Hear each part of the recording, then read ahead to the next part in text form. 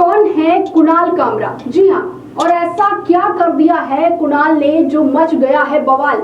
ऐसा कौन सा बयान दिया कुणाल ने जो बन गया है अब उनके ही गले की हड्डी। नमस्कार, मैं वंशिका वाजपेयी और आप देख रहे हैं 24/7 live TV. Kunal Kamra stand up comedian के नाम से जाना जाने वाला मशहूर नाम।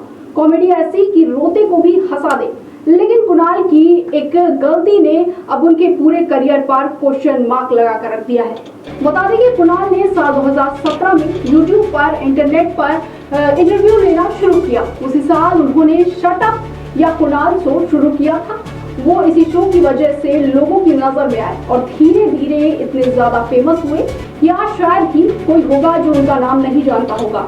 वहीं कुणाल ने उस समय अरविंद केजरीवाल, रवीश कुमार, असदुद्दीन ओवैसी, कन्हैया कुमार, उमर खालिद, शहजाद रशीद, जिग्नेश मेवाड़ी जैसे दिग्गज नेताओं का इंटरव्यू किया था। साथ ही आगे आपको बता दें, कुणाल अक्सर अपने इंटरव्यूज और स्टैंड अप कॉमेडी से विवादों में घिरे रहे हैं।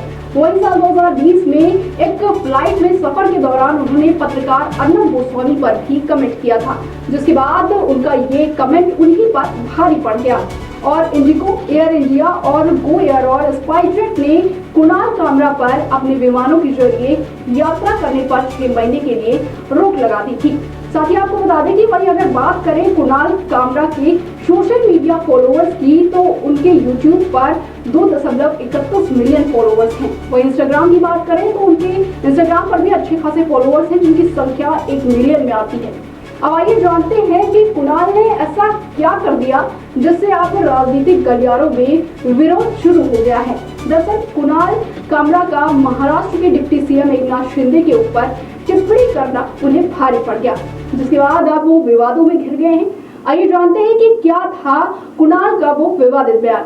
बता दें कि कॉमेडियन कुणाल कामरा ने महाराष्ट्र की राजनीति और एकनाथ शिंदे के शिवसेना से अलग होने को लेकर एक पैरोडी गीत बनाया है। वहीं इस गीत में उन्होंने शिंदे का नाम तो नहीं लिया, लेकिन उनके खिलाफ गद्दार शब्द का इस्तेमाल किया। उद्धव ठाकरे गुट शिंदे पर हमला बोलने के लिए गद्दार शब्द का इस्तेमाल करते आया है। ऐसे में कुणाल कामरा की टिप्पणी शिंदे के लिए है।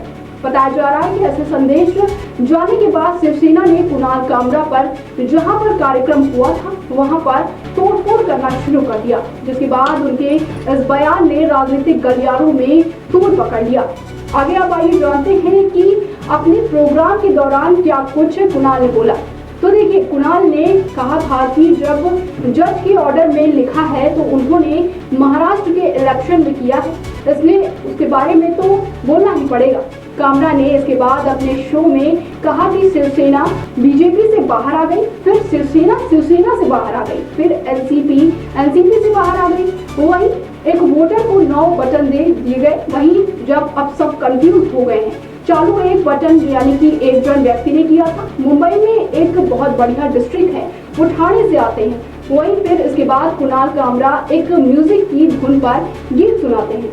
वहीं अब उनके इस बयान ने हलचल मचा कर रख दिया है, जिसके बाद अब शिंदे गुट ने नेताओं ने कामरा के खिलाफ विरोध करना शुरू कर दिया।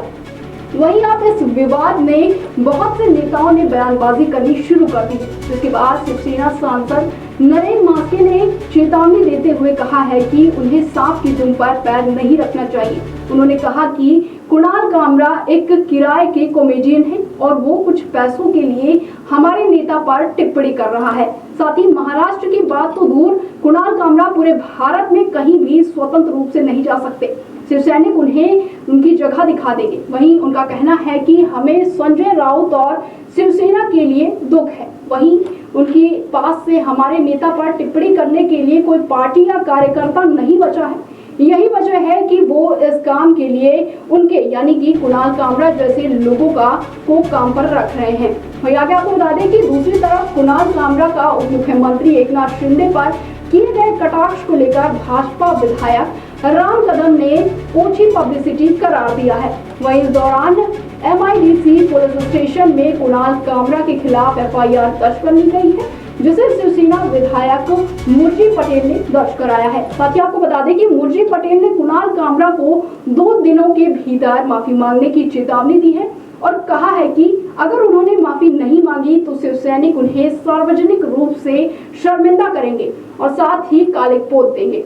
अब इस बवाल के बीच देखना ये होगा कि क्या कुणाल सार्वजनिक रूप से माफी मांगते हैं या इस विवादित बयान से अभी भी राजनीतिक गलियारों में आग लगनी बाकी है।